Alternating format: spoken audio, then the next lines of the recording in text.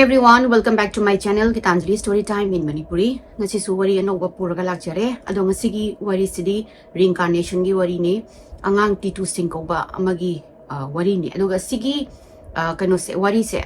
quite dagi haidi Reincarnation da quite dagi well documented oiraga thamgiba mayamna proof ka zulai gi bagi amasung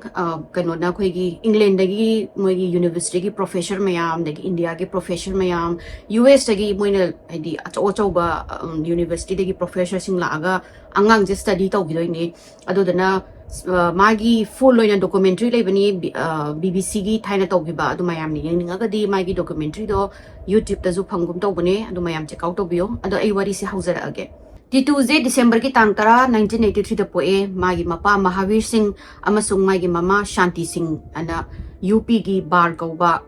Agra dagina 17 km muglapa maphamam da poe masina machimana utarukta khwaidagi itom tom bane kanogi Shanti ga Mahavir gi machanupa ani amasung machanupi ahum lei ko haidi Titu poktangai dige aduga Titu sina last oina atom boina pokne ada Titu ze magi mase pok pasida yamna problem khara difficulty khara sulai pok tngai dagi Shanti ze am kana na doi ni ko na badana magi whole magi last trimester kana ze magi trimester se asizima ma ze hospitalized awrakanda Titu ze poe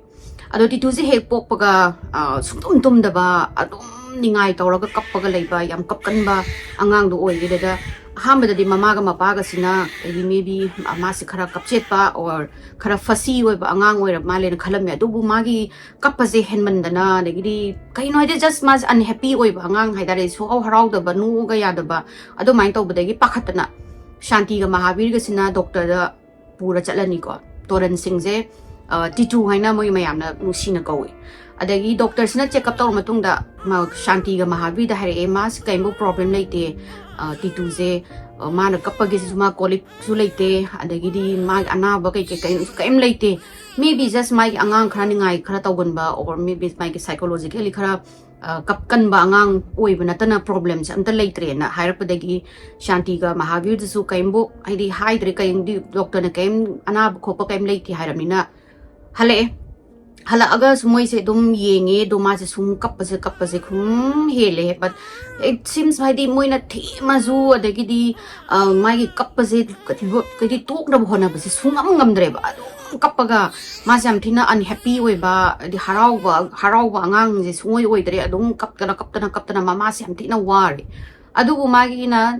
tha train pan surakpa sigi matam dagi yam nganna magi macha to pasing so mana de ko Titu je khara advance oi ba haigadra or masi yam thuna wangang ba haura ni ahamba magi kano sida mana tha time pan su ba sahi ani bu phadringai sida masi wangang ba hauraga mana ngang ba wasing je khoi gi khangde maron mari sunna da ba angang phai maron thok ta ngai bine na su oirani aduga ingai se to ba ningai se tawba se man heta tantrum tawdana adagi di khoi gi ningai tawraga ta kanu ga tawbu angang sina kanu kai tare ni tharo maro go olaga leibak ta ningai tawba fit of anger utpa adaga kana moina thema su khola su suya ya daba moina su atom bani kana yamna su luna tawbi du sigi angang Titu ji da harau ba haiba se amta leitre aduga macha ningai se tawba ya ba tawrani kari gi tawino zu hanga su gyamen amta tara roi maron su phajana thangang ba haur ta ngai adudana gyamen amta taroi doini mana ngang ni se kaina duga mani ningai tawrakan sita kapani tharo maro ondana khotana adu lorakanda mana wahim he hai shusbama hai Susbama haira di mama mo imung gi mi sing sina khange o mai ningai se pharak tore na adu gi nata di mo se ningai ga se theme dare ba hai kapchara jano khoi na theme ju sunga ya dare kano kamai na theme do no khangdre ma do sung khai kappa do sung phatramina aduna mana Susbama hai ba je si ji mangai raga hoina o sing or adi ma ningai se phare na moina moi gi ka tare ne imung do gi khangna ba kano signal ne ba mana Susbama haira puse mana chahi ani ga surak pasida maron je khaga amu hena thokpa hore ado hena thoinge ma pa ji matha sa ba hore ba ma jina hekta kare tare ne genuinely moi gi family mi sing je ma jina loina mak nungsi da ba ta koi gi head to do adaina adumaina mai sing mi sing je sai bi humiliate to ba khot ba adumaina ga hekta to ba hai yum da lai ning dre kai na ga dugumba ngang ba je haurak ni ada moi haidi kanogi Shanti ga ram Mahavir gi imung se sai ampai basunate yamna lairare han basunate they were like haidi okay no magi haidi chak chara ani di pizza ba haidi chara home haitare ko breakfast lunch dinner de dum pizza bangami macha jing school la dum thai ma phi maron so dum shanti je phi tu basu hai aduna mana phi tu dana khotana moina khara suru bo kholo dana adum angang sing do lerik le su ta man bangami khole oi boy haidi am kana matam do gi 1983 hai je si matam study tv leiba haidi imung je leinaram de hujipudi thongan khudingi leire ko aduduna TV lai banate andagi car lai banate moina thaba ma chala su dum makhong na chatpa natragana moi gi dogi local gi bus to nga chatpa adugumba dum tawre aduga Titu jisu sig imung se dum pogla ine man atopa different gi magi experience amta lai banate adugu mana chahi ge ani ga surak adi ani ga kitang helakpa size sai sida kaya tare ne mangonda harau ba se yum se lai ning de khote kaina ga adugumba ngang ba adagi mayum se motle kaigino yum da su amna mo li sibo noi bu sikano taw da bra su amna mo na lai se kaigino kaina adagi moi jina thabak ka chatpada khoi gi bus ka tong na makhong chat ka sau ba ka to wei no khoi car lai ji je ka do gi bus sa lino ai bus sa ning de khote kaina ga dugum ba ningai magi ekta ningai je magi ningai je adu ne ba tori se adagi Mahabir sina mo kaidi kadawragi nangbo nangna car nang kam kana car tong ka habada ai gi car leina kaina ka haiba gumba adagi mana mayum ga se mo le ka haiba se moina saw moi machim naw sing jina lakna badu ai di e nang ka yam yam na nung yam na nan ba karam ba imung da legi ka habada ai gi yum ma chaw ba banglom lei kai adu moi se dum angang ni na kiti kan ma thong maram khang da ba ngang ni na moi sunong pho bodagi kan lo to biro de adu do moina mana bu thabi da ba sida Titu je saw ga ni ngai se tau doi ni ko ni ngai se tau ba sida po chai ga langkhai bi ka tau doi ni adu su mama na khu ga mu chai mu cha doi ni adu so ai gi ni ngai se hekta mi na ko no khang bangam da ba ni ngai thi ma ya da ba ni ngai ne ba du ga ni ngai se ro rak pa ga ma gi su ba ma je du ma ta hai ba no ni ngai lo rak pa ga adu moi su du ma di de we used to it adi moi su ngang da sum kap lai ro ni the ma su kai su ya ro na dum thadu kai di kaimbo kano tawdre na chung bidar leire adagi nong madi mama sina thabak chatpagi magi sari je sepa sida sari je kitang khoi gi manlaga kitang sagai ba ma yaw bajani ada mama sina chakhi baza nang kai chatoi no na hai jani ma kanu sina Titu sina ada mama sina shanti sina ai asidam amta thoge bazar da hai basida nang na sari do kai no amna apat pa sari ma seri do kai hai badi angang chahi ani su da ngari ba angang na ngangoi do wa sam ngang ba ma je adu amna amot pa sagai be sari do ka do bagi selaga thoino ai mi mamang de kai jai ai gi nupi na di phajaba sari miam lai ka haba gumba dai mama sina ibungo nang sina nupi ga thira bo hai je kai na ga hai di shanti na zum angang ne ngang bani lobi tre gi mana i kai jai do mana selaga chakhino ai pam de khote kai na ga adu bhai de do kai nga adu gumba ngang doi ne adagi mana chahi ahum ka sugulak bagi sai sida magi ningai se sum henjale ko phabo ka ubo laitre moi do zo dum khara ju kham kaim khandok tre gi khara he na mu chawra mai phajarane na adu gu ma se khoi gi yam dam thina violent oi angang oi ba ekta lawbi khongbi dagi mi ga je phuna ba da hekta mana ga angang mi ga se ta phudat pa adai nong gadi moi na marble sana ba sida angang ama sina mari dong na ba sida ma sina chu ma pai ra ga angang je phu ba sida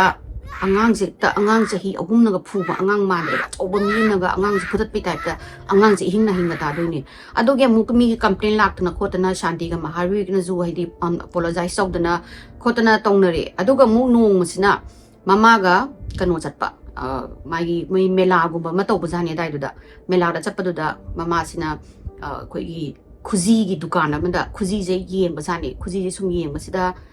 paisa do extra haidi moi jo kaisu extra to bangam jabana te mai ki hoi chara budi hende do ra ga su paisa extra ena leibna ta bani na khuji do pam di pamaga leibanga moi do bagi sum yeng ba ga da mana sai gi dukan kano khuji gi dukan phami ba nu pa sida maman kya no hang sida maman do harak pa do da mana he do di tangman le lai roi gi na thoki to ba sida Titu sina ngai kho hairaga mama ngana ngai kho han hai da gi mama sina kari nu mana ngai kho ka hai sina khali do Titu sina ji dukandar se sida nang muji ki khuji do akhoi ma da free da piyo natradi nang aina nongmai na ka pa ka ha toi ni nang ai pura smuggler ni ai gunda ni khangbra kaina adu mai na ga sai gi dukandar sida thatan to bu sida shanti se mi mama mi kai ja da na ma se amu han pura chatla roi ma se mayum tham mane ba di ma gi behavior se pharakri bo mas ma pan da putho roi ge yam na mi mang di kai jai ma man na ba sing ga sana ra ga na man ta phui kho le adagi cha yam ngangi kaidagi mana pikraba mana ai gunda ni gangster ni smuggler ni kaina ga hai khole na tongna badagi Mahavir ga Shanti ga sina ma se mapanda ampu pura chala roi ni kaigino da mathong maram khang da ba yam ngange na ahan gi wa yamna angang na yamna kai tare ne achaubai wa ngange na atumai na tawbire Titu ze kuzi khara chawkhale aduga haidi chahi ahum ga khara helappadagi magi speech se khara clear oire moi communicate tawba family jiga haidi wari phajana sanaba khagangame aduga machina haina wari sanaba hawrappadagi Agra ge city gi matang da yam hange maje Agra gi matang da adagi di mas am tena obsess oiba Agra gi matang se de mingon da ga hangbi adagi di Agra gi matang da moi adagi moi huziki village to gi TV ga yengba Agra ga ulap se sman ai si mafam je khange ai si mafam je khangi kaina ga adumai na ga mingon da ga haiba adagi mayam sina ga dum no de no podo haidi mapunsi gi ju mai sigi gaw si dagi thok posna taba mana karai dagi Agra cha toino kaina ga haibi ba do hai saur machin ga thiba mayam mathake hani kaina ga mangon da laita ta mi ga zeta mana do humiliate tok ba ta ngang ba chaibi du mai taw doine ada Shanti ga Mahavir ga sisu haidi matha sare di kari no mana Agra gi sida amna obsess orize ma je haina Agra da sun nong to su koi ba sunate ma ga family do gi mi am ta lei sunate moi gi lei ba imung manung di am ta su lei sunate connection zom ta leite to mana Agra se do ma hai lei adagi huje ki sa khulak da mana wa singang ba hen ma hairak padagi mapa ga mama ka sida Agra da pubiyo haina alom nung ti gi tak toine ba adagi mama ga mapa ga sina taning re chalo saida Agra ka do bi satoi no nang na Agra da kana lai na khang na na chai ra ga na hekta mai gi tantrum je tawraga tharo maro olaga kaptana khotana adagi pochai ga langkhai bi sauri ni kana tawba khotpa adi mama ju mapa sawning mi amu phudat lani phura ga su phura ga hena mai gi ningai ji hena taw sum helaga magi susu barma ja ngang ga dum leidoine adagi Shanti ga mapa ga sisu hadi mai gi usiki Titu gi mapa Mahavir sisu upai le tre hadi kai sikadau doino ma chawra panatana kaimbo hadi kari dau doino gyan am ta driba mana chaina khoi gi Agra da mu chat ki haini adagi mi je mu chaini adagi yum da ai leining dre ai gi yum da chatoini kaina ga duk maina sungang ba adagi di mama sina ga saur ga ma ibungo nang buning thong ma charo nang kadai dagi no khoi da ga ngangi ba chaing jang haukte khote kai nang na kayam hau ba chara ge kan ai angang na ngang ba do moina mu ai di amuk Titu jong sai bini degi Titu sina to hek moina mana ngang ba wasi moina mawa oina lobi traga na ta sauraga magi ta khoi gi tharo maro ola kaptana laudana tantrum dawdana posai thugai bise adum hauraga leire Titu je moi gi mayum na su moi adagi kairo le kai ne ju kappa hing ni khangde ayuk ni khangde adum kap khopa tawba sida moi ju used to oire magi sai gi family jing ju used to oire mi mamang da budi kai je moi su haidi adugumba machin thiba khopa adagi di ahan ngang do bang wa ngang ba khopa tawba se moi budi adoira ga su moina as by just bad behavior na traga mai am thina behavior yam phataba ngang ne na khandu ga mayam su dum kaimbo haidre de ba used to mana dum kapok padagi kapak patu na je phoga dum ningai to bangang ne na adum khanbire adubu masina sum nong sum wari saba ga se man hauraga aigi kano da inaw nupa Raja Babu ga aigi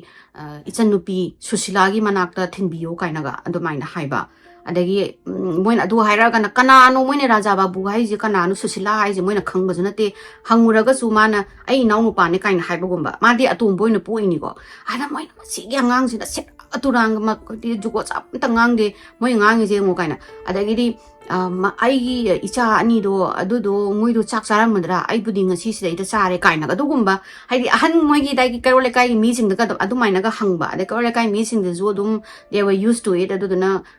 masi angang jina bu mathan da pungang da ngang bane ma masan da ina yang khun ba ne du ma dai na khanjara lai bani mama pa su wazara bani na du mai na khando le adagi Titu sina ni ngai se dum tawraga magi last di marondo chahi ahunga makhai ga surakpa saigi matam sidani ko maji maron je hen clear or padagi mana ningai tawraga loram dai sida Susa Barma haibase mama sina no ningai taw na sini ningai tawraga kano tawraga lay sani kari gi no ningai ga se gya menta da gai mathung ram khang da gai ningai taw lay basida loirakpa kisida masina Susa Barma na haibase Shanti sina mana ngangi sina hange Susa Barma haibanati wahai ani ni sini Suresh Barma hai ni mana ngangi sina mama sina edi figure out to bungam adagi ma asigi Titu sina ningai to bolo rakan sida mana Titu sa hangjani kana no Suresh Barma hai din hai sane da mana ai Suresh Barma ni ai Agra dai ni ai yum da chalage yum da thinbi o sini mana ai nui na nak ta lening de ai kamai ni sila ai no khang de kai to basida Shanti sina masi angangsina mo mathong maram kaidi khangdaba ngang ba mu hore ma ngang je nonsense ne na adu maina khanbiraga hoi hoi bungo nang ne nang ya agra do adu da nang chatlo ko sawraga ka hairaga daina dum mawa lobidre adubu 1987 gi april gi matam sida nong mayung anta hagule hagulaga shanti sina mai gi nupa gi breakfast se me macha jeng gi breakfast se me adu duga mapa se thabak sakhiba mabak se thabak sakhraga ma jadaina cha ising thongdo gi chakhum da leire aduga Titu zina mama ziga chakhum zida dum phamaga mamai manak sida dum leiba sani ada Titu gi khwaidagi mayam ba hanse haidi shanti gi machanupa hanse chahi 3 mu sure ko ashok kawe masina ma pabab sanga ga chakhum zida mapa di kai lege na hangba jani hangba sida kanona shanti na agra chakhibane na haiba sida adudi agra da kam kan da halak tage na haiba karam kan da halak toino mapa do na hang sida Titu zina agra haiba sida angang mai di so aina sum sai ma kainom tor ma chakhum da dum chanarami ne mamai manakta masina phat yang khalaga agra hairaga hagulaga mase moi ka sida sensan gre sensan raga adu hamba shanti ga masanu pa do na dum goi sanabado moi dum continue tor le hore duga karimbo haidabdani ko mana phamam badagi phuk hagulaga agra kitang hairamaga moi ka sangre aduga pm da mai mapo machai ma phi marong khara yomaga thogle eni thoglaaga mama hedi moi ani ne wari sanari ngai do mana mayai da patka thatlaga thoms dagi hotna chin gi doini Titu je chin gi bizda saigi shanti du zu andagi di sai mayam ba han du zu karino ne na yeng nari ngai sida shanti jina ima de nang ashok amta ma kano je chin na nau pa je chin kan ta pharu zo to budagi ashok ki ju mai gi manau nu pa gi maning je inare tanare mazo to chelaga angang ni na haidi chahi ahum makhai su angang do ni ko mapo ma chai je yomaga chela ije adagi di mam kano sina map mai gi mayam ba hanjina phaba sida he Titu zina ningai tawraga chatwe haina ai thadu ai agra chatoine kadobaino babana ai agra da chatni haraga ingon da hairamdri kaigino ai pudri kaigino na taningai sida angang ama oibagi ma se pharaga purapase mayam ba singam dabida mayam ba da kase mana kinne subada mam kano se mayam ba gi mamit ka sai ka se amu baga ka doini ko blue ka doini mana hekta ningai thin maga kaw ba tawdagi mapa dagi mayam ba hanjina chappaga pharaga so chenga yumda pulae yum mayum da puslappaga mayum ga je changoi dawagi thong da ka phadana hekta kaptana laudana thindana ai agra chatoine ai thadu na tawsida edi ngasai shanti je karing masi angang je magi na hangai dagi hen baningai je pula poina pokhairak pagi type ta tu mayam je yengnare ba mana kaptana laudana ai thadu ai agra chatoine ai thadu kai gino babana chaklam dai da ingon da khairam tri kai gino ai tu mai gi ningai je aroi bi tawre ko mayam ka sil kai dawram jana masi angang je bu kai nang karo le kai jing je on tho ga yengna ba hob sa shanti je mayam nang ikai boy lak boy moina kano ga mama ji na mayam ba ka imung do salle pusalaga imung obus to lebak sa mana thaw maro ola kaudna thindna kaptna to wasida moizina masi angang je thiam ju kanara roi mai hauna bini aduna mana kaudna thindna to bada di manam sagi masanu pa du ju ahan du ju sidaina muraga kanona Titu na nang ni kadawra bana haraga Titu na kin surapane da muri ne habidagi shanti ju haidi na kai na yamba sida kanu tawsini apologize tawsini ba lale haijau na haiba sida ai lande ai na chatke haraga moin ai phari ne taningai tawba shanti sawning dana chandan je lokthoga ahum ri thare hena laura ga hekta na hangai tawba ningai sidagi helaga ma sai agra da mapa do na sakhraga ma pude haibagi kanum tawrga ma je tawbadagi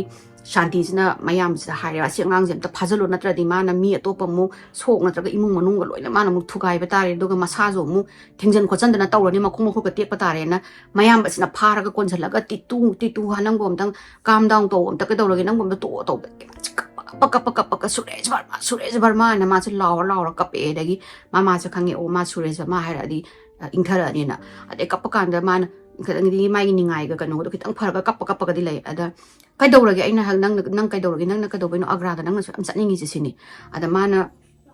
ai agrada ai kanu agrada ai kadawi pudrino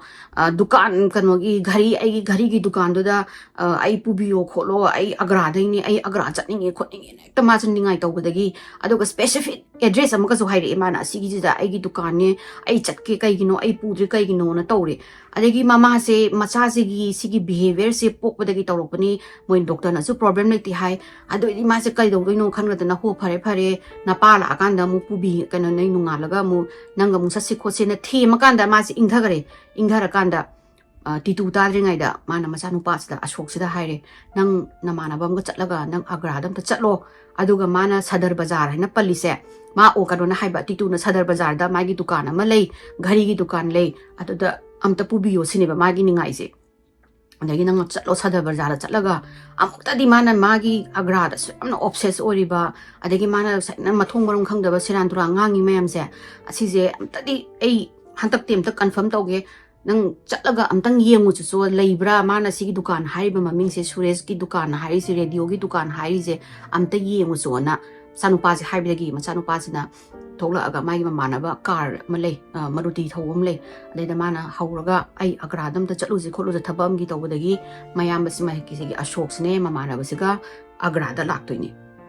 ashok ka mai mamana ba se agra yaure aga sigi sadar bazar sida koi ti re je kasai titu na panba dukan mafam do moi je thi ba ya ba thira kanda phangdabadagi asmandu ngang do na saran tura ngang ga khoi ma china ai bo mu agra ta na mu thare e khole kain tawraga hange na mamai lek thorok pasida jigi radio yon ba pareng ama mu u basida moina e sigi radio pareng se kam tang yeng je na chang basida dukan je leiramme suresh radio ko bo dukan ama leiram basida mayam basina change mafam je changaga dukan gi miru da wari sanara matung da di mayam base pura sok satkreba sok sakraga karimbo hairam maidi karimbo kai haidoino gyanam tadre moina wari sanabaga amasuna kandegi mapuzinga nganga pasigda mayam base sok sakraga moise hale nungdang wairam sida halak pasida machanu pachina halak pasida shanti je apthoe thoga asok nang kai khang e khole de asuk hadi shanti ju kaimbo hadi phangani khokani kaina khangpote adubu macha chigi asamna tawbani ngai sida mana samna obsess hoiba sida tharuine ba majo aduga mayam sina sagi masanupa hanjina changaga ima haingne mi khara lakani haina haire aduga mama da wari se loina lira kanda nongdang sida mama moi di titu na tungra kanda moi machimana to pasin se loina kauksalaga shanti ga mahabir ga sina haingdo khoyum da gas khara lakani adu noi kanambo tholakanu ko thokaga titu noina unahange moi doina hamba first contact se titu to honge noyam da thoklakano ai su thokla oi aduduga koina titu haina karok matamda noi amta tholakano na adumaina them nungale ahing dumadi shanti se tumbam khangtre laiman kare magi sagi wari duna sagi machano pa duna tamma wari duna mase laiman challe adubu at least magi macha duna atukuina ningai tawduna khotana nonsense ngangi mayam do karigino haibadi khangani khanbagi ma haipitangdi ma thamoi da kitangdi haraubam di phange ayuk sida pung mapan ga tarakpa sai sida moigi mayumgi kondhong sida car angang bamada mi taruk thongaga lai laaga moigi thongan jam kumdhabase kano sina shanti sina lapna ui ko magi imung dagi chakhum gi thongnau de ui nupi ama khoigi pura silky sari angang bam ga setlaga daga makum thare e adagidi nupa ziki nupi sari set pasina magi early 20s or early nate late 20s hai tare ni chahi kunthra bukti sudriba adugo madi male kanogi shanti gi mamitade aduga 30s ta laiba nupa ahum amane kumthare e ko aduga ahan ani maga hadi ahan couple maga kumthare e hadi khara maybe 60s daga laiba nupa mane aduga ghagi 50s late 50s da laiba hoigi nupi ahan tare ne moi kumtharpa uwe ada kanambo thokte moi su kare kumtharaga moi thongkan se lepaga le lepasida kanambo moi nan sai nungdang da haina gre na tholakano na thoktabsida titu thongkan da mi lai je amta o so nang na haibasida titu je manung da kaino ma tawra sanaraga le mi machi manau jinga leirambadagi ma jina mi lai thong haibeda ma je gudung chen thoaga sigi tumai mayum de chen thoaga moi ki thongkan sida yobasida Titu's Ziki me Tarukse. Uraga Masin Hek, the Harauraga no to niba. No, like the my angang lady. Mamazina, Masano Paz, I don't mind a no was a mupo tadri, but my mana pork padagina, say he omakai suraba anganzina. No, the one no pataga, the Maza Harauraga, the Patungaga, Mana Mayum the meeting the cocktail to Mama's cocktail and the Shantiga, Mahabi, the Gimmich Manoto was low. Other family like a higher big type, the Harauraga Tantoropasida, Shanti is a cup to cup ninge, and the Gidi Amso Harauri, Hidi, Masazigi, labor problems, give mysteries, the soul of Toronena. Adegi manas, Chamoka Haraga Tongang Tongas, Imogi Tonga can get a palm to hang to Ogang Sagi, Shanti no Ubadi, Moise, Tina Sut, Kedi coat sut tight, Odana. Adegi Kogi silky sari pats Silaga car and Anbadaga Dongalak Basida Adum Shantina Kangi Asigi family lies Moy aside again at day Shaharas over the gi city at over the gi lapani Aduka Pisayam Piba Imuni is a Kangi Adegi Shanti Togle Doga Karimbo Hide Pida Shantina Chango Adokogi Maningi Kanosida Yuma Mangs the deep Pamaroise Maning the Pamzilla and Haragamagi Maningi Koeka Tarene Maningi courtyard Haitareko, I did Sumang Hide Maningi Sumanga, I know Maningi the Pamam Jaga, a hangba, a data Chango on hiding Moisulo inner aga, Changaga, Bains Tar Thamasel with Pamme, Pamaga, Kanambo Wangang deco, I introduce Song of Anate, I adunik Bohinadri, just Pam one a Pamaga Moisin Jelena, Botopok Renata was young Naraga lady. Kaino Dagi, Titu Machano Pass the Shanti was the hectati to the Harauraga, no Mamais the Hogi, Mamas, the Unpo Udriba, Minoki, Mamiki, Masaxim chain, Soraga, Angangze, my Naduga, Titu's now Ziki, Sari Angang with Telepanupisias. Is the Yingaga, Majla, he was like obsessed over the I didn't piece the Yingaga, no big Tauraga, Atopa like, but since the demand a ying the bida, Nuziki no piece that Sari said, Angang no piece the Yingaga lady. Adegimana, Mayam Sina, into one tongue another, Mahabir, the Canas, Moy Sai, but Imundos Wang another, Adogamana, Sigi, Macanosigi, Sari said, P. Anganga, Zigino Pise, Simona Sangaga, I not the Pamulong, Cineba Tituna. And the Gitituna, Saimogi silence to break Torga, Sagino Pitu, Sari Angama Sepanupitus, Hawalaga, Titugi Nakan the Pummy, Dogmanas, the piece of one, Ayangaga, Nang Icanano Cambra, Cineva, Titusina. And they use the Kinu Pisina, Kang di Canano, I nang Kang di Canano sine. I did nang Kangi and a mana dina multitudes in Amari, and they Sigin Pisna, do the Aka, do the Hiro aiming Kaiko gasin, Nang Umani sineva. I no pini na Hirawa. Adagi Uma has the Kinu Pis Haris Paze, Uma so called me. Uma se pura soaks at a madi pura gap story by the Hina Nang can I give me Kamain Kanginona. I Suresh Barmani Nangi Nupani na Nupani Han Hiraba. Adegi Umaga, like how reminded labor meetings among the Carinoni and a Carino sing Angang is Bono, Kuna never meet a man Maminga Kori and Mushro Titus the young lady. Adagi Titusina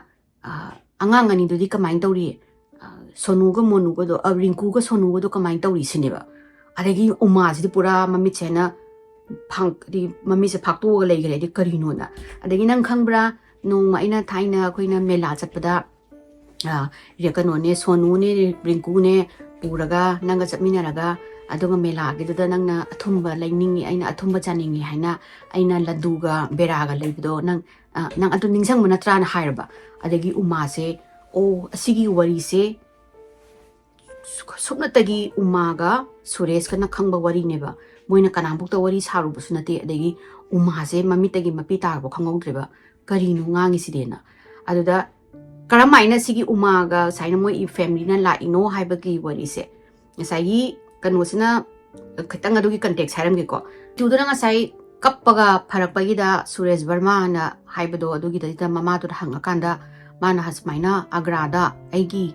Dukana Malay, Aina Honorni. I'm Mindo, I giving say Suresh Barmakawi, Dukan Dugi Maminduna, Suresh Radio Kobani, Sadar Bazar, the Labaniana, Domaina, Hirapaneba. Aduga Ayum Chatninge, I Pubio Kolo, Hanato, the Gimamasina, Angang Zigininga, the Kambang of Tabadagi, a city Sigi mysteries is solved again, Matsanu Pasida, Angang Nang Bawa, or Kasu, Nang Chatagam Tang the Yemuzona, Yengagang, Lasta, Masagi, Mayamba. kanogi Titu gi mayamba ahan haitare ne ko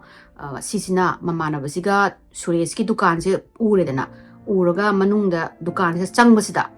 nupi mana phammaga lerami nupi se uma do neba uma na phammaga lerambasida Ashoksna changaga smaina sigi Suresh ki dukan se kanagino aduga kanai maming nu khotpano na tawbasida umana o siro ai husband gi maming ne Suresh ko bani aduga magi mai dukan ne sini ada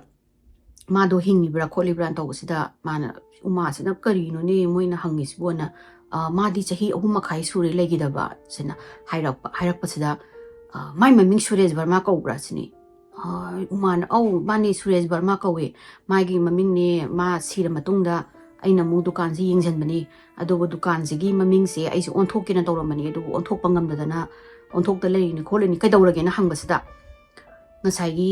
Ashoksina Titu gi matang da wari si lire ma de kappaga kholaga magi mayum car lei kholi dagi di magi kano lei kholi kaina ga di car lei kholi kaina da hai kholi mai mayum phajaba lerami kholami mai macha ka idam palle kholi da tawena wari si liba dagi uma samtene intrigue oireba haibadi asing bagi su mai gi nupa si gi bese amuk han mapok amada pu obra hina khangning bagi moina phare nang address piramo ai ahlaman puraga laken haibidagi ni moina umaga moigi laiba se laiba mi sing se kana kana no haibida uma ne adagi di Suresh ki manaw nupa ngasai magi son kono do magi Raja Babu ai do adune adagi manaw ani mane amadi maming do kano ma haibine ningsang dre maming do yaude adagi nupa moi adugi lekai gi magi driver haitare ne adu mane aduga ahan ani lapado aduduna Suresh ki mama ga mapaga neba ada Titu zina hek moina urakanda mane mosai moina sai lakpase car angang mamda laiko car angang basida lakpasida Titu zina hek car se ubasida ai fet angobu di kadobi porak trino kadobi sida gi gari angang sida da tunga la inona adumadi wahi se haibasida moi family singje haipetang di kari no kanana ga haijan bano kai de khalami adubu ngasai Titu na magi kano se magi macha hangakpa uma do identify torokpa kholakpa mathang tawbudagi adu bokta uma hoi family se kitang chingnei ko haidi maybe saigi mayam baduna ai maming khangmadagi haiba oi sala kai khalami adubu laiba mi o moi saigi laiba topa manga se sisul loina magmana identify tawre sina ai imani ai ipani sina ai inaunupa duni raja ni aduni duni loina magmana identify tawre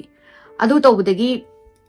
phare moina dodi Titu se Agra da mu poro aduga magi family singje amu atopa singje gi magi taste tawna ba haitare ne habdi mana tawri se ma se deceive tawrira haijali bra natraga seng bra se khangna ba Agra da poro na hainare Titu na zu sagi mogi family se da go Suresh ki mayum magi unique details adagi magi sumaina magi white car ama leibedo kadobagi fate ama leibedo kadobagi tongtrino kaina ga moida ga question hangba adagi Suresh ka maina sigi ka habase mana khang lerame aduga mana ju ngasai mi lai bising do loina khangbagi mathakta mana mayum muziki magi mayum gi detail ka se loina mak hairabani ko adudagi ne ba moisu thajadana Agra da poron haise Titu se Agra da poraga ahambada sagi Suresh radio na taba Suresh ki manaw pagi haidi masak kano do koigi dukan dugi kano se chap manai ko haipet moigi layout se manai sida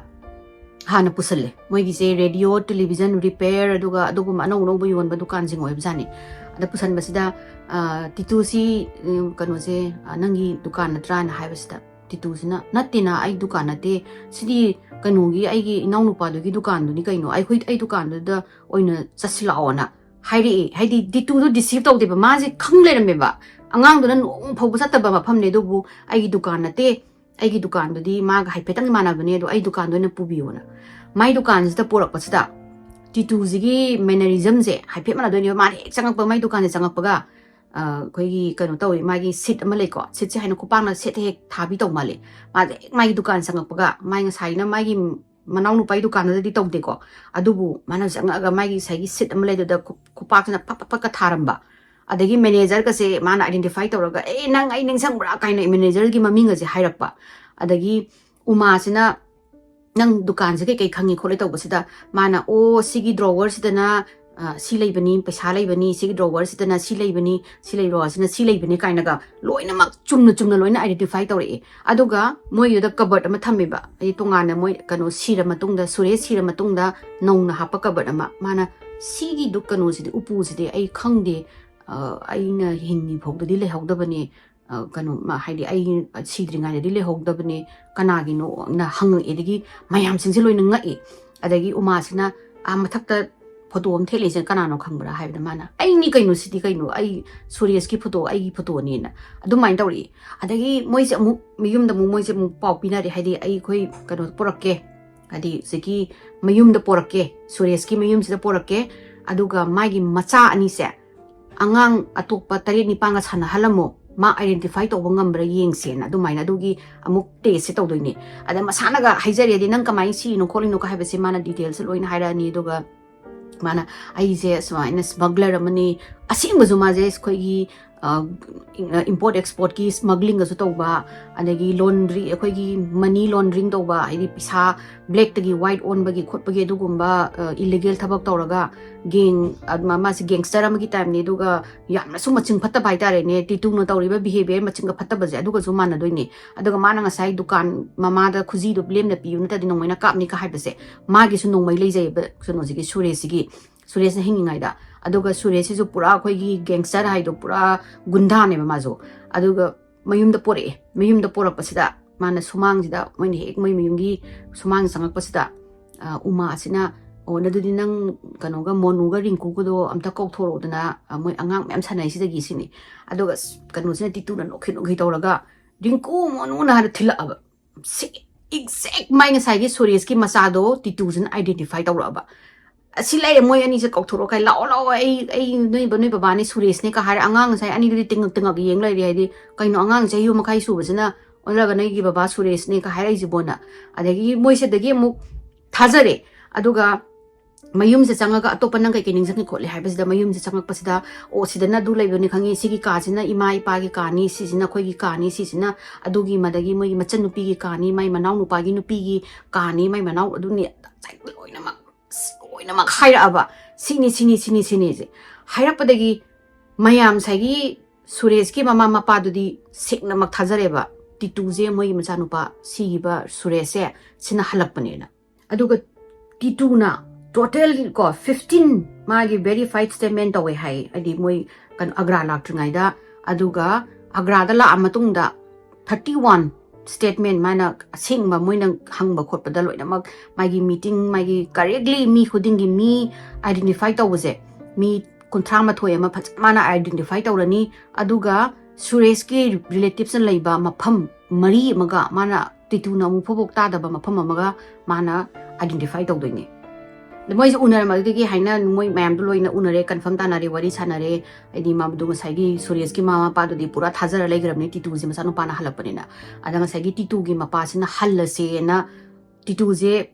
pu do gi makhut pa ga jasla on hai basida titu sina kapaga ai noi yum lai ba yum du da ai haning de ai gi yum da lege mana onjalaga nang kai gum ai mu ai jina pu da pura chatladi ai amuk chela kani khani ka haraga suresh ki mama ga pa jo onjala mana changsalaga mama baba ai asmaina imai pa ai bu hana haina chan bi gano ai kama ai karamai na moi sigi laira ba lai kanu su tv ju laitaba car su laitaba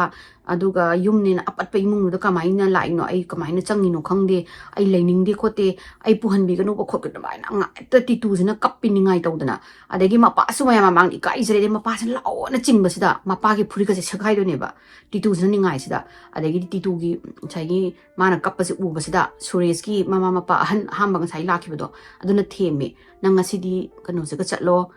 noi baba ji ka chatlo aduga akoi hai soidena laki sini bana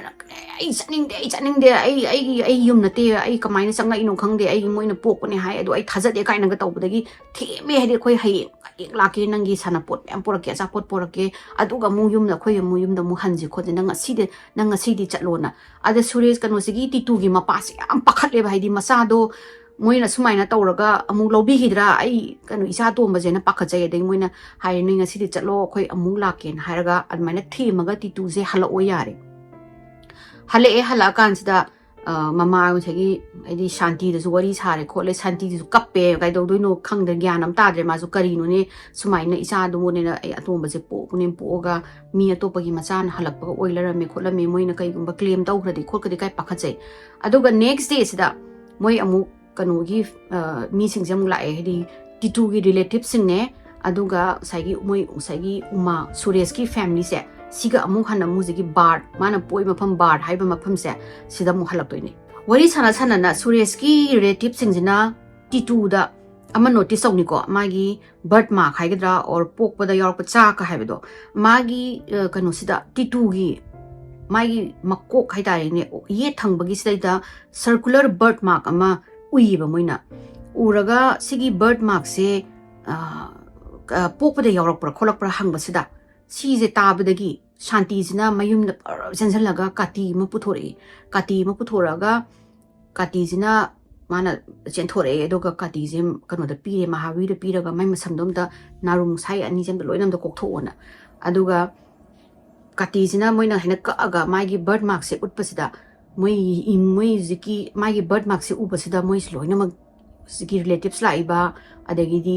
kano gi suresh ki family uma moi mama jeng mai manau nupa la ising se upasa moi se pura ngak toineba nasai gi moina uriba birthmark se asi je suresh na satpagi bullet na koigi bullet entry bun haitare ne aduga manayeba haibadi suresh se karamaina si gibno haibase titu na jo haire ko adu aina mu haira ge kamaina si gino haibase mana mayum da nongma nganga ma thing halapa jani halapa sida gari motorcycle da nupa ahum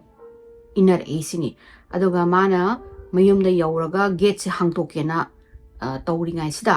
nupa ahum do gari dagi kumdhara aga mana hai mammi yamna mammi aduna kanu mi du kanano masakti khangdre adu amadi masak aina khangena adumaina titu na haraktoini ko aduga saigi gari sida mana chang kumdhage gate hangdoki tawringai sida moi ahum de nongmai paiba moi ahum jina changaga magi makokta nongmai kape sine ani da kapi hana haiba ahambadana magi white car se Fed ki white car gi steering da pali aduga amma sina magi makokta pali na harapada kano sina confirm tawdini uma sina haibadi uma do na nungdang do nongmai makhon ani di tai adubu pan badi nongmai ama khak palam doine adu da neba mosagi titu da laiba magi ye thangbagi skara tare ne makhosai gi area sida white ki circular white ama laibase nongmai manung haidi makhun nongmai na pan gi bagi chakmane aduga magi manakong gi sai gi makha tarapase sida mu kano birthmark ani mu laini ko haibadi nongmai sida kapadoga sida paithorok mali magi do sai gi suresh ki se adudu gi sida gi entry je khara chauna mu circular laire aduga sai gi magi manakong gi sai gi ani se sida ida macha pikpa birthmark ani maga laye adudu ri moina udoise adagi moina zo mu mai birthmark ama urani ko magi makoki mayai sida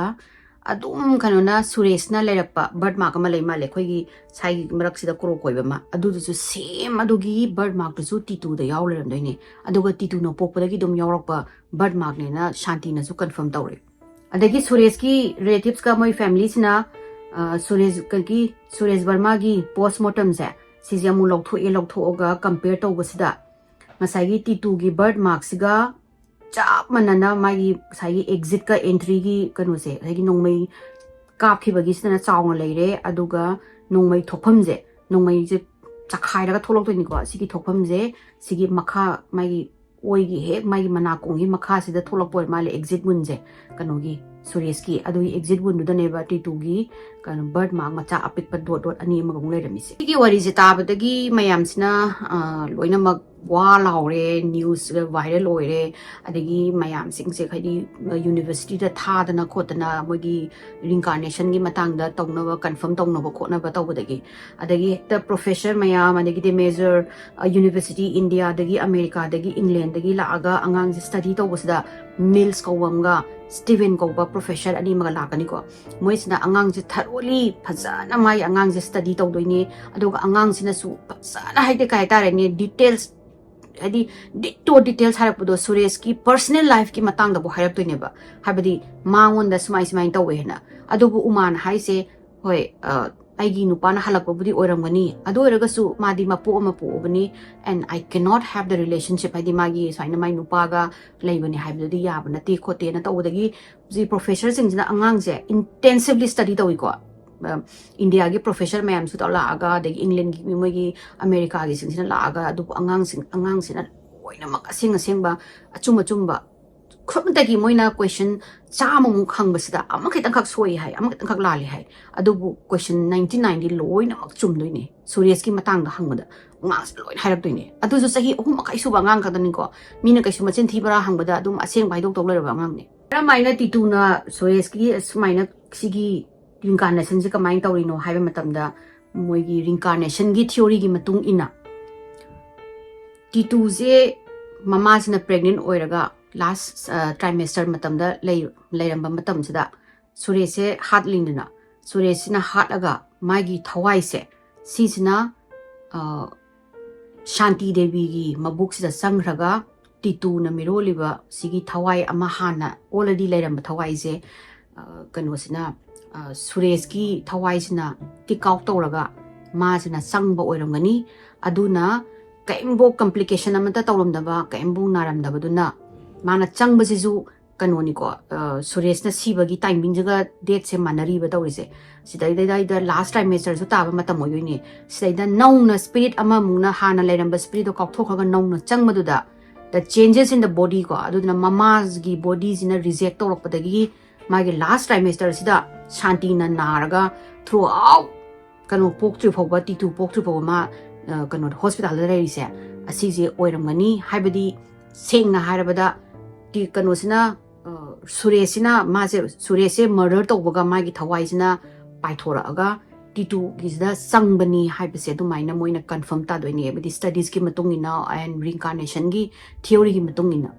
adagi reincarnation gi theory na ju explain taweba haidi Suresh kanoduna Titu duna Suresh Varma na adum highlight do kaigino haibada ma Suresh Varma was Titu na haidi pok to ngai mamangi magi kanoni life to ni aduna all he can remember is magi life to haidi mai maming do remember to bai ni pamana dum ningai tawraga loirakpa matamda mama pana bhau pibi da bada mana sauraga Suresh Varma na mana hai do kai madi literally mai maming do haijari ne bai ai Suresh Varma ne na adagi mana ai yum achobalai adagi car do ka do bai chatrino khotrino haida literally this I guess Suresh ki imung do di paisa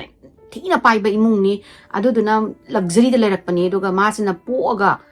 matungda mana chawrakpasida ngasagi angang dugi wakhanne aduga ngasagi Suresh dugi magi hanagi ningjangbaduga ani duna angang thengainaraga mix tawraga mangonda haibadi karigino aina ningjangbadadi yamna nungaina pisa nungsa paiba imungda ananba imungda lerakpani du waina si huji sida leirije karigino haidu connect tawba ngamdabagi magi brain jina haidi angang se adudugini ba wa angang basu thuna ngangba haigre aduga mana mamaga dagidi sari sagai baga setpada nangi sari dudi ikai je mapan thokanu ka haidu kaino moide pisa paiba imungde horakpani mai matu sari faja tang ba leirini adai makhongna thaba ma chapada makhong chatpa natraga bus to nga chatle adu jumana mai di car la erga thora ini lu na car ga se kadobegi leitrino kana adu ne ba tawri sidagi TV lai rai ni moi di hojigi TV lai bna ti radio ga amma khak machang khak lairamgani adu dana magi hanagi previous life to ga man hojik lai present life se ga ani sigi sidai da thungaina ba dane ba mana imung mi sing da pochai da chai dana khotana humiliate tawdana adagi mai yum na chatningi khotningi harido adagi moi hujiki professor singna magi study tawbasida su angakpa ma ju thoktoine ba Titu je magi car feto adai da phaman ba matam sida sagi nongmaina kappa pan gi bagi steering gi kano se sida kape sida parle na mana hek phambaga gari manung je phambaga sida pan banin hairak toine ba adudoga umaga adagi kano gi Suresh ki machimana singna su confirm tawre moi di kona car je kan tawbani asindokibani mamai do steering da nongmai pan bidi leramena adagi mana nong otabu car tongda ba pokpadagi car tongda ba angang duna car sa karamaina operate tawni khotni sina clutch ni sina brake ni adagi haina sigi kano sina haina kano ni side kano ni signal pina bani khotnamni kai loina mak usigi professor mamang sida adagi moi Suresh ki family sida loina mamana car mu phok khangda ba ngang mana car sa kamai thaudoino ai thauba hai kainaga thaudoi gi tawdoine ba adu da ne ba mayam sina mazi reincarnate tawrapani a simple theory da Suresh reincarnated into Titu adune ba magi wari se ahambadadi Titu je magi betare former families duga haibadi Suresh ki family ga lai gena yamna ningai tawrame adubu tam na magi case study tawbo khopada khaga chakolakpadagi